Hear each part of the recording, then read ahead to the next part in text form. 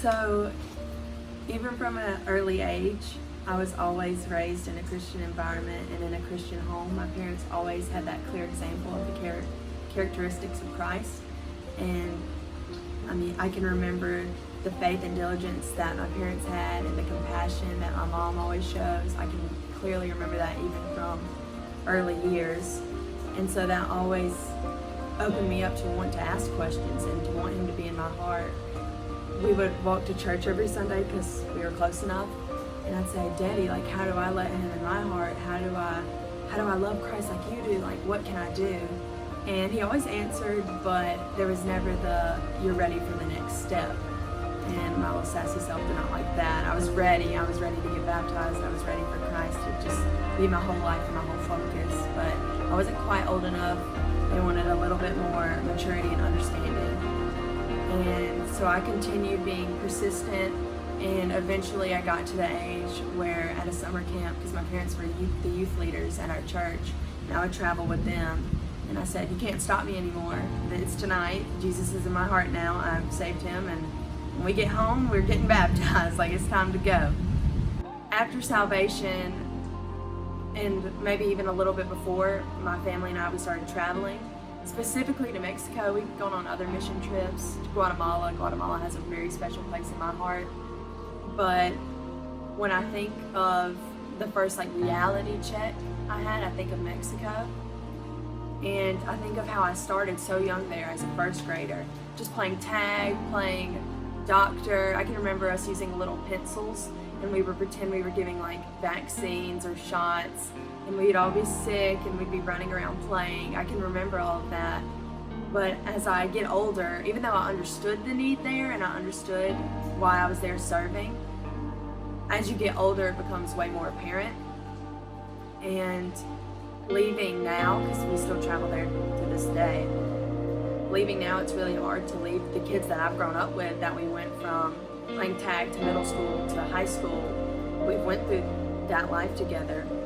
To leave them there in their everyday life that is violence and drugs, and that's just normal to them, and I get to return home to safety and security. That's really hard to see. I love them. I consider them my brothers and sisters. I miss them, and to have to see them struggle and that just be normalcy for them, it's hard. So at the start of my middle school career, as you'd say, we moved to Saraland here, and that was a confusing time in itself, just because I'm starting middle school, I'm going through changes, and I'm also leaving everything I've known. So going into middle school, I'm just this nervous wreck. None of my family that I was previously going to school with is going to be there, none of my friends.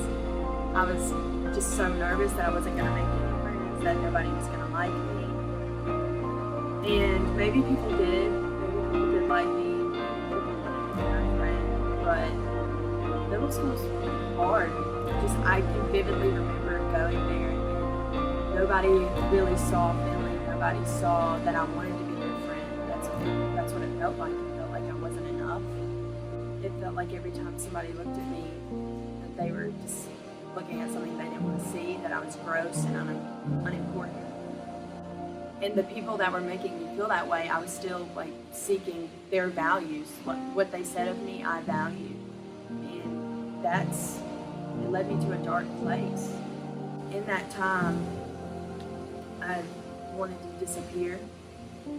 And it's hard, but I can remember, because I claimed Christ, and I knew who he was, and I loved him. And I'd loved him all my life, but I wasn't following him, and anybody that would have looked into my heart and thoughts wouldn't have seen him and wouldn't have seen me glorifying him. So as I'm losing sight of him, that made it even worse, but I'd still pray.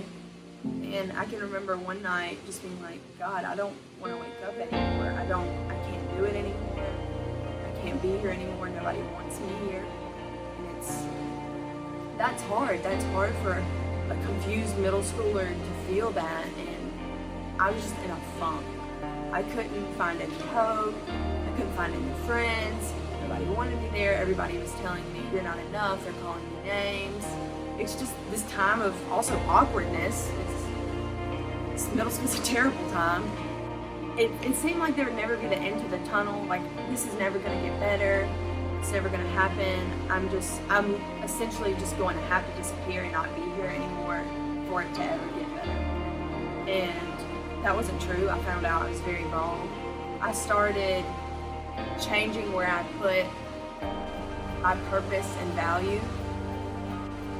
Instead of putting my value in what teenagers or the status quo said about me, I started putting my value in Christ, and I'm made in His image, and I'm important, and I'm special, and I'm loved, and I know that to this day.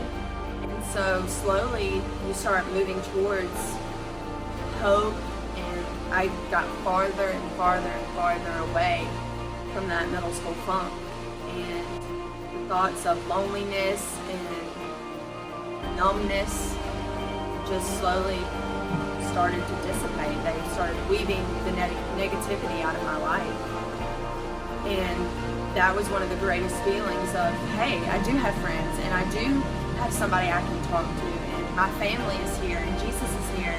And even if nobody on this earth did want to hear from me, they did. My parents, my new friends, they wanted to hear from me, but even if they somehow didn't, Jesus did. Once you get the Jesus part right, the funk just kind of goes away.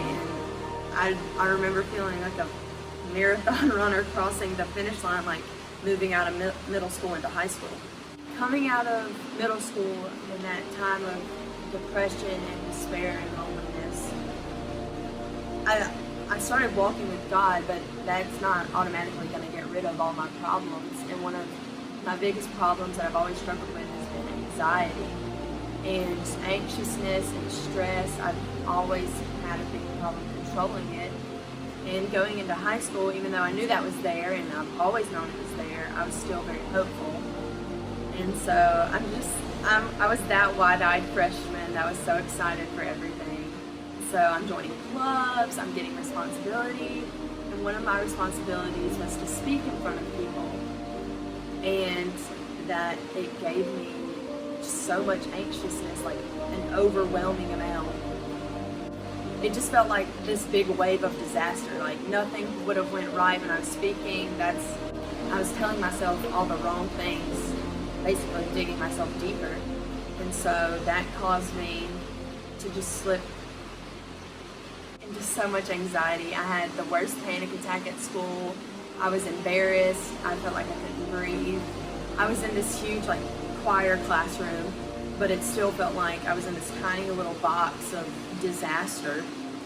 And I got sick just from nerves, and I did it, and I went out and I did my responsibility, and it was great, and I enjoyed it. I loved it, but I still, one way to explain anxiety is just your heartbeat can't get right. And so even after, oh wow, that was fun, I did enjoy speaking, there was still, I can't breathe. My heart, like I'm about to have a heart attack. There's something wrong. There's something wrong with me. Mom, I can't go to school. Daddy, I can't go to school. I can't do this. There's something wrong. I'm sick. And I wasn't sick. I was having anxiety. And I thought I was sick, and so I started not eating. And so I was just in this place of anxiety, and it really made my walk with Christ struggle. For 2 weeks, I wouldn't eat, I wouldn't breathe right, I wouldn't turn to God. And that was one of my biggest problems, is that I slipped so deep into another version of my little dark spot that I wasn't giving my dark spot over to God. I wasn't saying, hey God, you're in control, you've got this, I don't have to take on this anxiety alone. It felt like another situation that I was alone in, oh, I'm sitting at lunch and I'm so anxious and I feel like I can't breathe, I'm so alone. If I would have told myself, and I do now tell myself, no, Finley, you've got God, and God's way bigger than that wave of anxiety that's overtaking you. If you try to stand against it alone, yeah, you're gonna fail, but you've got something bigger on your side, you've got something better on your side, you've got Jesus. And I started telling myself that, and I felt like it was almost immediate change in my life. I immediately felt this weight off my shoulder. It felt like my lungs started working again. I could eat. There wasn't this feeling of sickness or nausea. And I still struggle with that. I still battle with anxiety. But that really bad spot of anxiety allowed me to learn, hey, you don't have to do this by yourself. You can give it to God. And I feel like I'm just doing so much better. I said the analogy of the marathon runner crossing the finish line.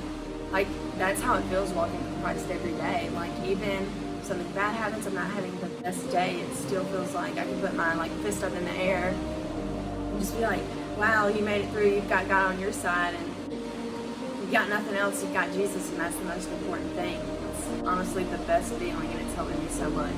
I'm Finley Richardson, I'm 15 years old, I go to Saraland High School, and this is my story.